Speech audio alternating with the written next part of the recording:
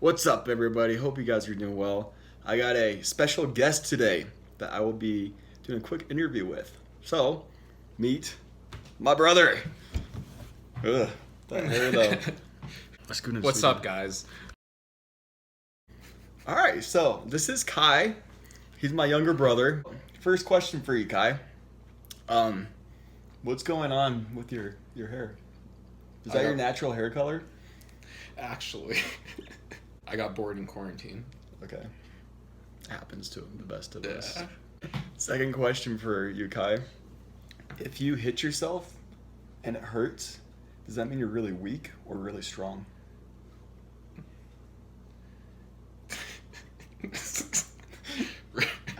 Really strong. Really strong. Okay. Yeah. All right. Next question.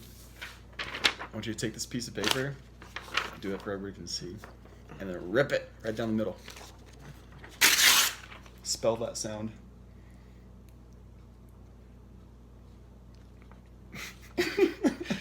Hair.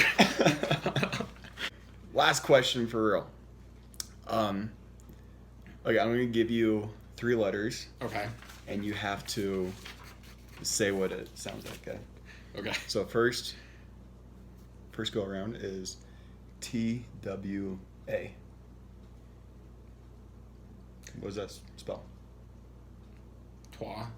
TWE. Twee. TWO. Two. TWO. Two. What? Twelve. TWO. What does that spell? Two. I don't get it. Do we have a pen? All right. TWO.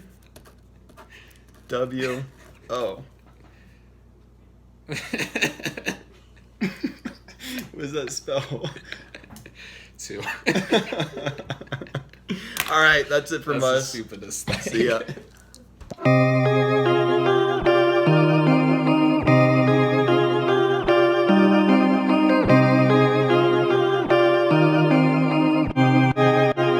Bobby Yamamoto. All right, so this section we're looking at 12.5 and 12.6 together. I'm going to try and keep it as simple as possible since we're going to be doing 2 sections in one. But it's pretty straightforward material, not too complicated, but as usual, email me if it doesn't make sense.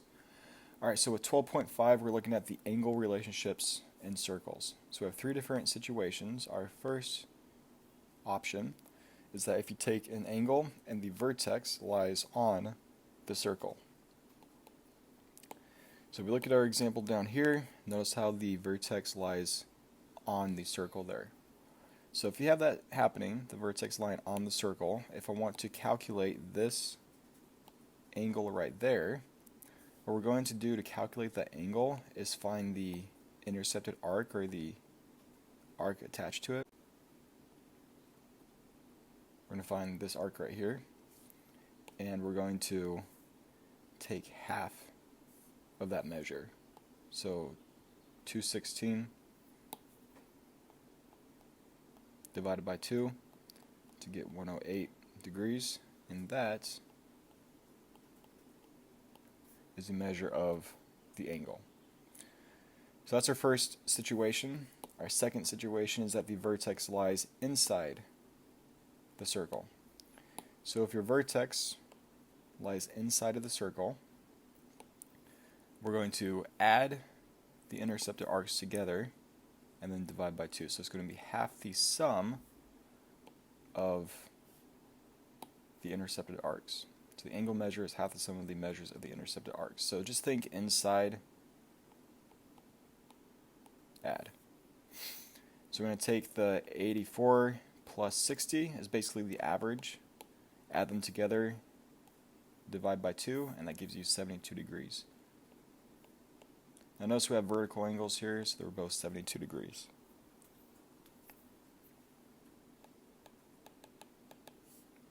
Our last situation is where the vertex lies outside of the circle.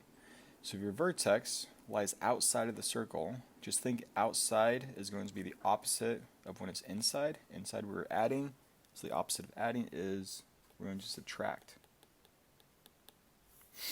So we're going to take half the difference of the measures of the intercepted arcs. So I take these two arcs again, but instead of adding, I'm going to subtract them both and then divide by 2.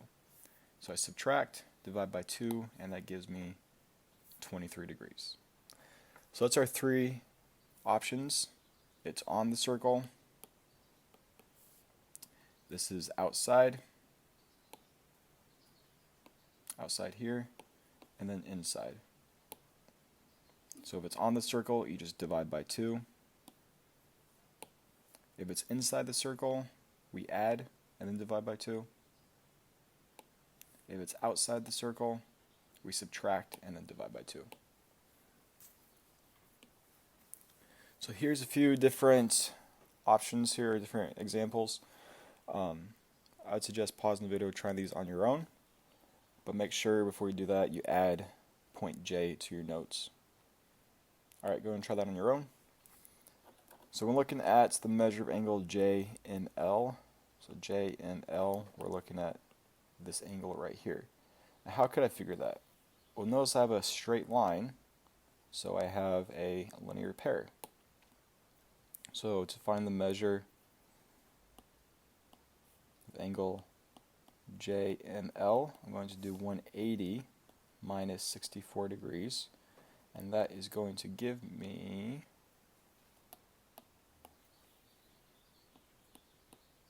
116 degrees.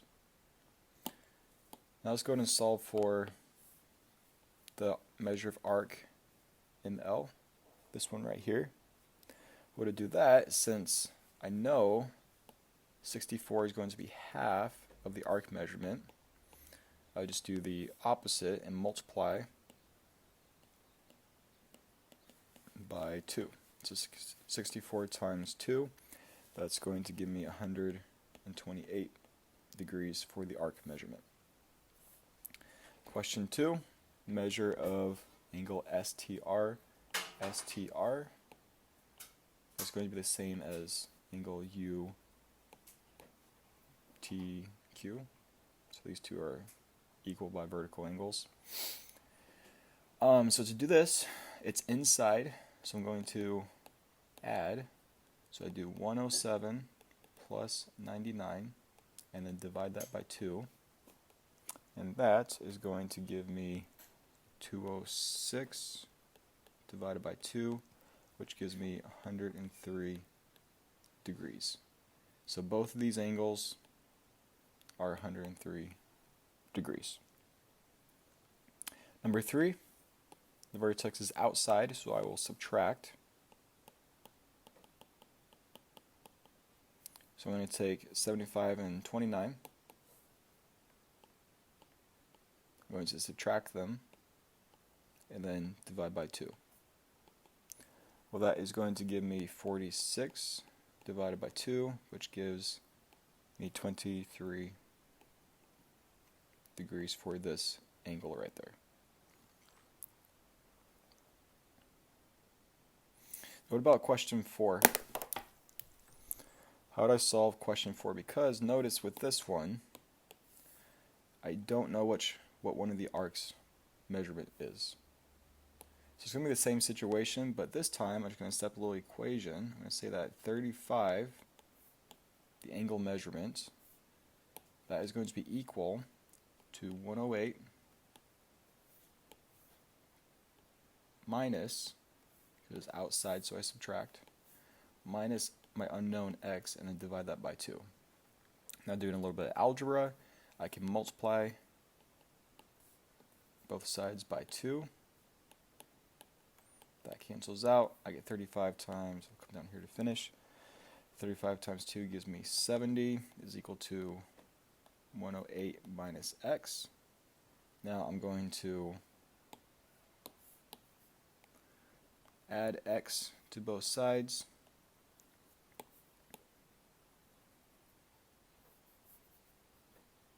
I'm just going to do it over here. So right now I'm at, oops, 70 is equal to 108 minus x. So go ahead and add x to both sides. That gives me 70 plus x equals 108.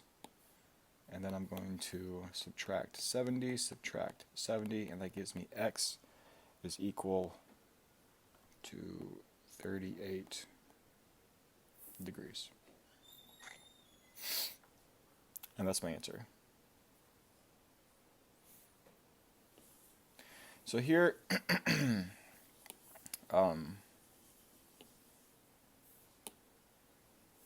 me look this really quick. Okay, cool. So we already did these examples here, don't worry about that. Ignore that. But these are the actual theorems as stated in the book.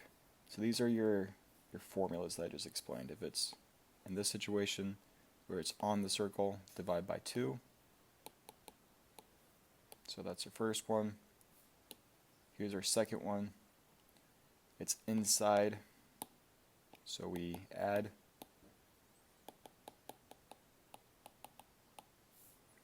And then divide by 2. And then our last situation here is where it's outside. So we subtract. Now you do get 3 different scenarios here. You could have a tangent and a secant. We could have 2 tangents or 2 secants. All situations 1, 2, and 3, they're all going to be the same formula here. So you do the same thing, but make sure that you take the outer arc minus the inner arc. Out minus inner. Out minus inner. So the order does matter when you subtract, so that's the order. You just kind of work your way towards, make your way towards that center, in that direction, subtracting. Alright, now let's look at 12.6. So section 12.6 is the segment relationships in circles. So again, we have 3 different options here. We could have a chord and a chord. Looks like an X inside there. We have a secant and secant,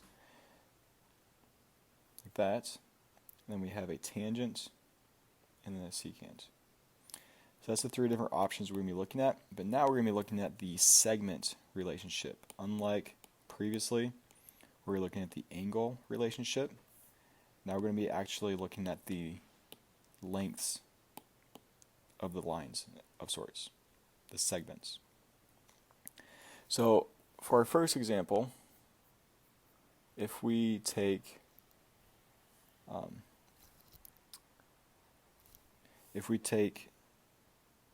the chord and chord, we're going to say that chords XY and chords QR, they intersect at point S. So all we're going to do is take RS times SQ, and if I multiply both of those together, they will be equal to XS times SY. So you multiply these together, set them equal to the other parts. So wherever the chords split each other, that's where you multiply them together and then set them equal. Our secant is similar, but now we're going to say that the point of intersection is right there, point B, but the relationship we get is that AB, so the entire segment here, that times the portion outside, ZB, is going to be equal to DB times FB. So you do the entire thing times the part outside, set it equal to the entire thing times the part outside. That's the relationship for the secant. Now secant tangent is pretty much like this one, but we're going to say that here's our tangent line, here's the secant. going to say that the entire secant AX is going to be multiplied to FX, so just like before, but then the YX, I'm just going to square that. I'm basically going to multiply it by itself again. So I'm just going to do this and square whatever that is. So a few examples. Our first one, let's solve for each unknown variable. So I'm going to take 6 times x, because we're on the same path, and then multiply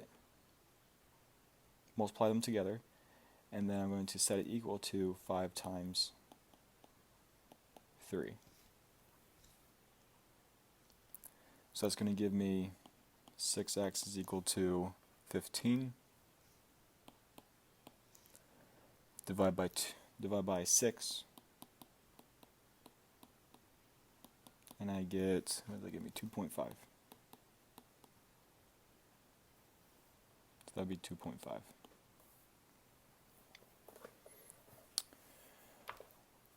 Let's go, I'd say pause the video, try number 3 on your own. But when we do that, we're going to get 3x is equal to 4 times 6. That gives me 3x is equal to 24. X equals 8. Our next one, I'm going to take the entire segment. The entire segment is going to be, I don't multiply them together. I'm going to, so I want the entire length right here. That's going to be 8 plus x. So we get 8 plus x, and then multiply it to the outside portion. So times 8 equals, that entire length is 20. 6 plus 14 times the outer portion times 6. So I have to distribute here.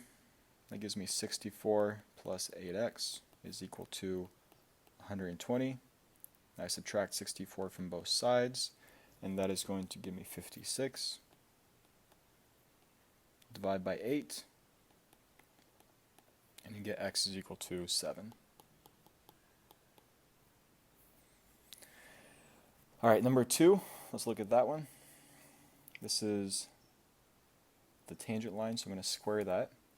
Now this entire segment here is 16. I add them together, so I get 16 times the outer portion times 4 is equal to z squared. 16 times 4 is 64 equals z squared. I square root both sides and I get 8. Number 4. I suggest pausing the video, trying these on your own. 4 and 6. But when we look at them, I'm going to take the entire length here is 15 times the outer portion 7.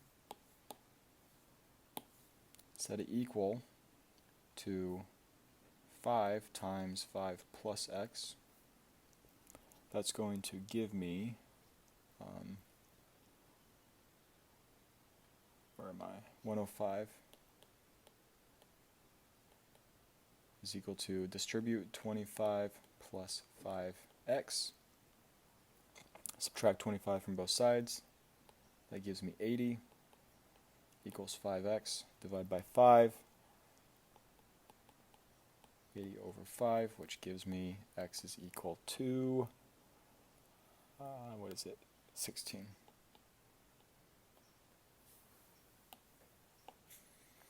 And our last one, I'm going to take 8 plus y times 8 is equal to 16 squared. And 16 squared is 256. So 64 plus 8y equals 256. If I subtract 64 from both sides, I get 8y is equal to 192. Divide, need some more space.